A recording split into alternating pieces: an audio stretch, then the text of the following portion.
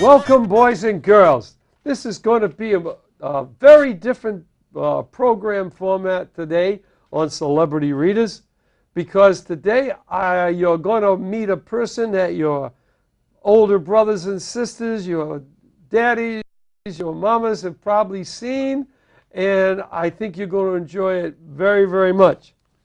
I'm your host, Bob Sullivan, and on my left is Mike Manzello. Hi, welcome, and welcome to Millbury, Mike. Now, thank you. I go back with I have known members. This is the first time I met Mike, but I played softball with his brother Tony, his brother David, and I worked as a stringer for his uncle Nick at the Telegram. And we learned all this when we were talking before. Now, Mike Manzello, otherwise known as Primo, became the first and the only professional wrestler from Central Mass that I know of. Am I pretty close to right on that? There's been several, but I had a pretty good career. You had a pretty good career. Okay. Mike, when did you decide to become a professional wrestler? It was back in the 1980s. Brother Tony and I went to a match at the Worcester Auditorium, and we happened to see Andre the Giant. And Andre the Giant was the only wrestler there that was bigger than I was. So I said to my brother, hey, I can fight with these guys. I got a hold of a guy named Killer Kowalski, who was another big-name wrestler in early times. Very big name, Killer Kowalski. Kowalski owned a school in Boston. I went to his school, and from there, my career flourished. I ended up wrestling for over 7 years, and many years for the WWF. When you were in high school, did you play any sports in high school? Football. Football, okay. Yeah. Offensive tackle or nose tackle? I was a center and a nose guard. A center and a nose guard. Yeah. Okay. Well, you must have some good teams that ran the ball. Okay. Now, okay. Now you went to train at Killer Kowalski's school, and what was that like? Oh, it was wonderful. It was. I mean, Killer was a nice guy. He had that grip that he used, that claw hold. Claw hold. And his hand was enormous, but he was such a magician at the technique required to do it. You know, not just punching and slapping like you see a lot of today. When you went through Walter School, you learned all the techniques of a good foundation for wrestling. Okay. Now, why did you choose Primo as your professional name?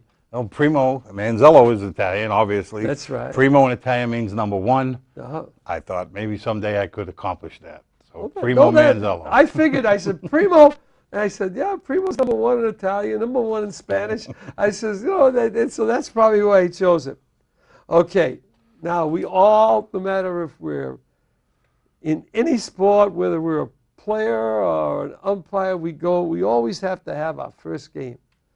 Where was your first bout? My very first professional bout was in Madison Square Garden. And I fought a gentleman at the time who was a huge celebrity. His name was the Junkyard Dog, JYD as we called it. And another headbutt. The big man still on his feet, obviously dazed. Oh, the dog caught him. What a shot. That was a beautiful right to the jaw. Well, he was already grounded. This Angelo fellow. Oh, look at this. Can you believe it? A power slam. And a three. JYD. Yes. Oh, by golly. JYD, when my son was at RPI, and one of the duties as, well, he played football up there, and his job was to make sure nobody went in the ring and got messed up with the wrestlers. And JYD, Max says, he says, Dad, he's one heck of a great guy. Yeah. And then he became a workout partner with him, and also, now, so you took on JYD in your first bout. Very first bout. People in the audience, Madison Square Garden, you can imagine, is a sold-out crowd anytime the WWF was there. So they had no idea who I was, my first fight. but they knew who I was, or who I was fighting, actually. So by the time I walked from the locker room into the ring before the fight, I was covered with beer, soda, popcorn, spit, you name it, they threw it at me because I was the bad guy, and the JYD was such a big hero. So what was your reaction to that? I, yelled at a couple of people, and just that was my job. My job was to make people angry, and it was his job to make people happy. And so basically, and you loved it. You said, "This is where I want to be." This is it, and it. Okay. Did you treat professional wrestlers well in the ring, outside the ring?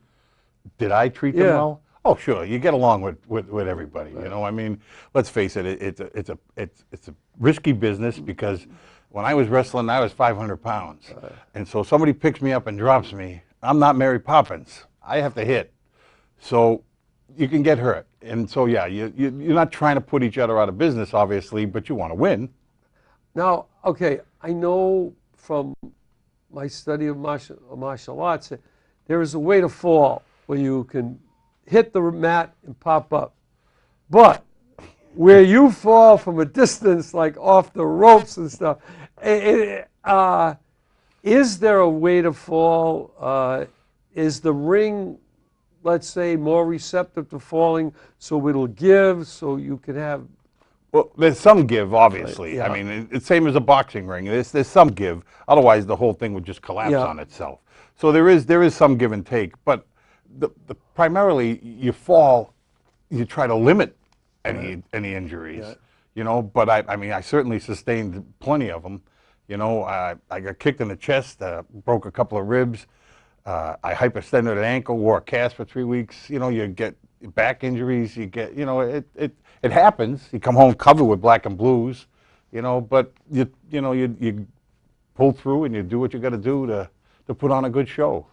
Now, you probably have heard this because Patriots tight end, Gronkowski, and he has said, you know, now he's been going, he has in the off season, you know, gone out and basically played with his brothers, and he says he might want to be a professional wrestler.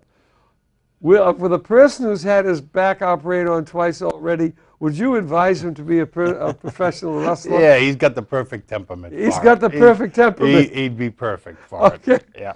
In other words, previous injuries wouldn't affect him one way or the other. You know, previous injuries, future injuries. Right. You know, he could get hurt playing football and never be able to play again. That's right. So, that's right. You know.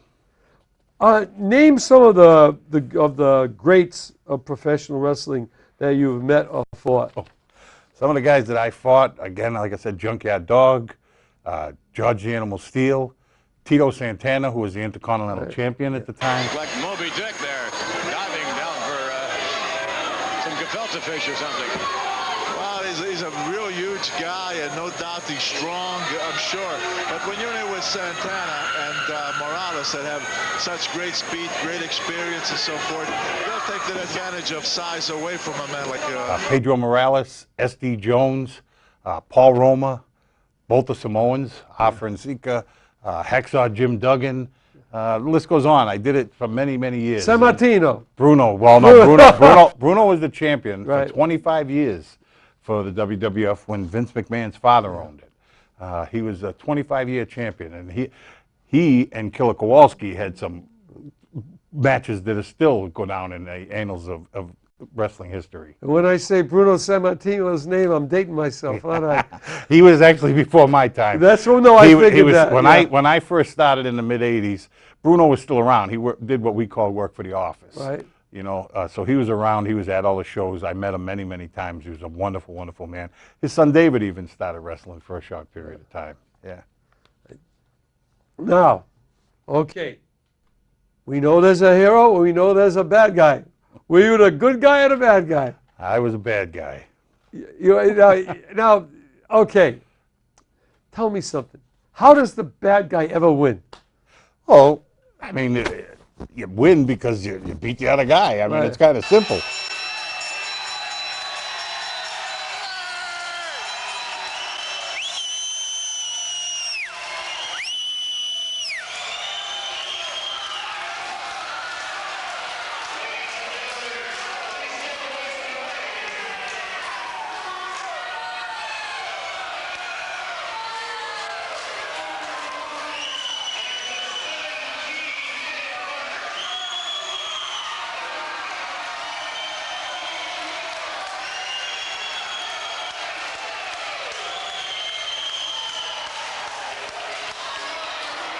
But you know, a lot of those guys are very muscular. A lot of those guys, they look good. So you put a guy in a ring that looks like that against a big guy like me, 6'6", 500 pounds. That's going to be a good match. It's going to be a good match. That's going to be a good fight. So, and it just, you know, a quick story. One time when I was my wife, we weren't even married at the time, and we were watching a show, and we were sitting on a couch, and because it's all taped when you see it on television, and so all of a sudden I'm sitting here, we're watching, and I get this elbow in my side, and my wife looks at me and she said, "Are you biting that man?" And I said, "Well, as a matter of fact, I was." It said, "Bite Joe's ear," but don't bite it off. And another time, she came to one of our shows, and you know, when you leave, the kids are all along the rail, and so there was a young boy there. He might have been 7, 8, 9. I'm not sure. He tried to hand me his program, Bob, and when he handed it to me, I threw it. Yeah. Because I had just lost. I was mad, so I threw the program, and I walked away into the locker room. She wouldn't even talk to me all the way home. Oh, Because she was no. mad. She goes, "Do you know that little boy started crying?" And I said, "Colleen," I said, "I can tell you what happened, and I wasn't even there. I went in the locker room. The other guy came out of the ring, and he made it all better, didn't he?" She goes, "Oh, he picked him up. The kid was cheering. The crowd was cheering." I said, "See, that's my job. My job's to get people mad. His job's to make them happy." In other words, everybody has a job. Everybody has a and job. that's the way the show must go on. That's it. Okay. When in a locker room where you have professional wrestlers, I mean, are most of them they have to have some limit of stuff to keep them going at the end, or is it just? I'm not. Okay. One time I played in a basketball game against the Harlem Clowns, and I was with a person who I had seen play for the New York Knicks, 7-foot-tall Ray Felix. And now, he had been out of the NBA for quite some time, but he was going around. And I mean, those guys were good. They were very good. But by golly, I mean, it was like you have a smell of the garden. Well, it was the smell of liniment. It was just, this is what, it was like, this is what keeps you going. Sure. When you're in big arenas, they have whirlpools and stuff. Sure, there's stuff like that. Like I said, I'd come home covered with bruises. You know, you get two guys that I'm 500, the other guy might be 2 or 3. You run into each other, that's going to happen. So they're always sore. You're going to have sore. You're always going to be sore after. There was one when my wife had told me that where you had your first match. And I asked her, and she said she didn't know. Why wouldn't they have thrown you in, like, a place where, well, like they have matches like in Albany, New York, or they have like in Springfield, even matches in Worcester. Mm-hmm. For the first match, not knowing how you would have reacted, why did they throw you in Madison Square Garden rather than put you in a place like Worcester, Springfield, or Albany? Well, when I first started out, I had no contracts. Killer Kowalski was responsible for getting us our work. Right. He would promoters would contact him. So in this situation, the WWF contacted him and said, "We need you to bring in," I don't know what the number was, so say maybe 6 wrestlers. Yeah. And then by the luck of the draw, I'm assuming somebody must have saw my size and thought that I'd look good up against Junkyard Dog, and so that's what they picked. In other words, Killer Kowalski said, "This is my pupil. These are my students. These are my guys. These are my guys." And when you're in the ring, I mean, in the locker room, there's people from the WWF that they're the matchmakers. Right. So they put on a board what number match you are going to come out and who you're fighting. Right. So when I saw, I think I might have been 3rd that night or 4th, but when I saw against Junkyard Dog, so I didn't know till I got there. So Killer Kowalski just had enough confidence in you that he let you open at Madison Square Garden. That fight's going to be all right for him. Yeah. Well, he was paying a tribute to him. We have, right over here, a few books, and we have these in our library, by the way, folks. And Mike's going to go, and if he sees a picture of some of the people that he's been in the ring with, or he's got stories about, Well- You don't have to show them. All that Okay. you have to do is talk to them. And my man Kevin back here. All right. The first one is Bruno. He Bruno knows how to Sammartino. do this. Bruno Sammartino was the champion, as I said, for 25 years. A great tactician, a great wrestler. Not a huge man, but big enough to hold his own against some of the biggest names of the day. He wrestled for, I'm not even sure, probably 30 years, but 25 years he was the champion. A wonderful, wonderful wrestler. There's another one in here I saw, and again, this is Andre the Giant. Andre the Giant was the main reason I started wrestling, as I said earlier. He just was a huge, putting your hand in his hand was like putting your hand in a catcher's mitt. His hand was enormous. It was enormous. He seemed though like he was a very gentle man. He was a off the wonderful mat. man. I've seen him walk through a crowd of children and shaking their hands, and he would shuffle his feet. He wouldn't even pick his feet up because he didn't want to step on anybody. And another one is Randy Savage, the Macho Man. Macho Man. Randy Savage and I got to be very good friends over the years. My wife cooked for him many times. When he'd come to the New England area, he'd always call and he'd want to come up and get meatballs. And so we cooked macaroni and meatballs for him whenever he came around. Was Miss Elizabeth, was she his real girlfriend, or was she just part of a professional girlfriend, Well, let's say? That's still an open book. There's plenty of people that have told me that they were married. Right. I can tell you she never came to the house with him. So, but some people have told me that they were married. Some people said they dated. Some people said it was just a shtick. It was just their gimmick. So I'll be perfectly frank, I don't know. I'll tell you, it must have been, a fabulous, fabulous situation where you were wrestling against the men we saw on television. I had a ball. At the time, Bob, I have 12 nephews. Yeah. And they were all children at the time. They're all men now, but they were all children. Yeah. So for them to be able to watch and say, "That's my uncle," and it was great for them. I would always go meet their friends and stuff. When I lived in the city, and on a Saturday, if it was on, I could guarantee that after it aired, my doorbell would ring. And kids from the neighborhood, because they'd say, "That guy lives up the street."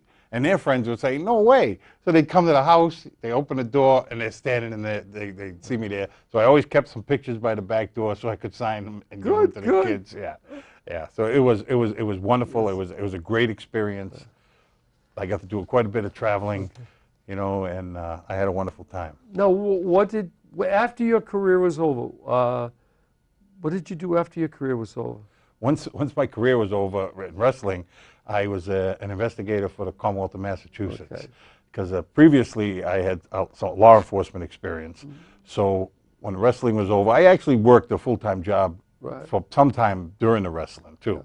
It wasn't just predominantly wrestling. Even though some weeks wrestling, you'd wrestle once a week. Sometimes you wrestle 3 or 4 times a week. It all depends on the calls you get. I would get booked as Primo. I would get booked as just, we need some guys to come to a show. So you did whatever you were called for, because it was just a lot of fun. I'll tell you, it sounds like a lot of fun. My wife has said, she says, "Wait till you meet Mike," because she knows Tony. I don't think she would. She didn't talk to David too much, but and my son Mac, he knows Tony. He knows Tony and David because he had come to the games with me, and it's. I didn't have the softball build. I was football and wrestling. Those guys were a lot sleeker than I am. Well, hey, I'm going to tell him next time I see Tony, I'm going to say, "Tony, your brother." I'd say your brother told me that he wasn't sleek like you. Tony really like that. Tony's only 6'3", 300 pounds. Yeah, that's right. He's only 300 pounds. His mother starved him. Okay, I'll tell you what, boys and girls, these books right here, just show the front of them right there. Sure. You take one, I'll take the other. This here is Pro Wrestling Greats and Tony's. And this is pro wrestling from carnivals to cable TV. Okay. Now, and that basically, I think, was a history. It went from carnivals to... Exactly. some sideshows and Connie's to the McMahons made it what it was on television. I remember, they had, I went to a circus one time, and if you could stay in the ring 5 minutes with this wrestler, you'd win $50, and that's when $50 meant something. And, sure. and people would go in, but they'd never get the $50. Sure. I wrestled at the Brockton Fair many times. Oh. We did that all the time with with Kowalski's guys. Yeah, I did it one time, and it was a prelim to a match that was going to be held, a King of the Ring at the Sullivan Stadium where the Patriots play. And so all the news channels were there, 4, 5, and 7. Those days, that's all there was. There wasn't a lot. There was the major networks, and that was it. And I fought a guy there who was going to fight Bruno Sammartino at the King of the Ring, and it kicked me in the chest right after it started, and so I had to keep going, even though it was pretty painful. I'll tell you, we have this other book right here on wrestling that looks a little bit older. And what's the final one we have? This one is Cool Pro Wrestling Facts. Okay, and so if you kiddos want to go down to the library and pick up one of these and whale away, some time someday, feel free. Tony, I've got Tony. I apologize. Right. I mean, Mike. I've been called a lot worse. You've been called a lot worse than Tony. Now that's all right. Next time I see Tony, I'm going to call him Mike. Okay, we have two.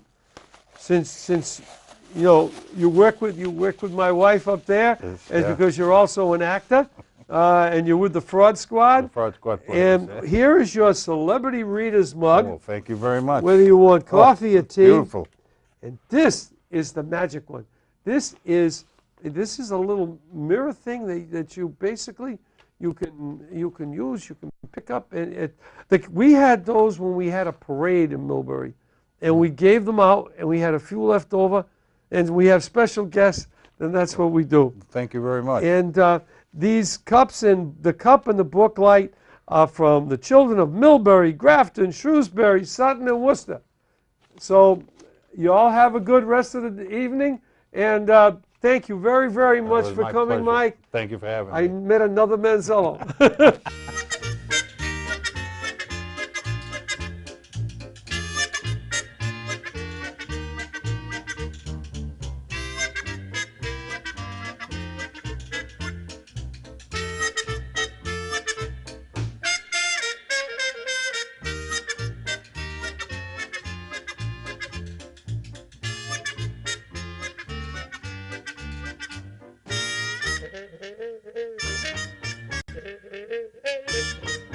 Hey, hey, hey.